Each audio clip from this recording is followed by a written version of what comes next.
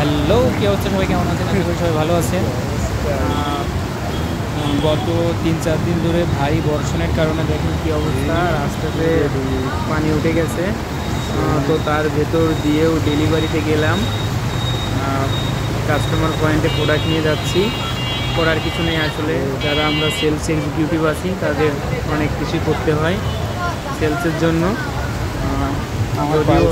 আমরা একটা ভালো বেনিফিট পাই মাস শেষে, যার কারণে এইটা করার লাগে আমাদের।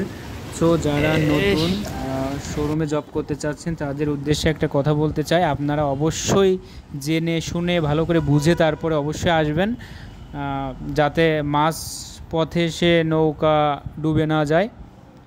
সো অবশ্যই এইটা মাথায় রাখবেন সবাই। এখানে অনেক ধরনের কাজ করা লাগে, ভিডিও দেখলে বুঝতে পারবেন যে পানির ভেতরেও প্রোডাক্ট নিয়ে যাচ্ছি কাস্টমারের কাছে দিতে, তাহলে অবশ্যই অনেক কিছু বোঝার আছে। যাই হোক, ভালো থাকবেন সবাই, আর অবশ্যই ভালো লাগলে ভিডিওটি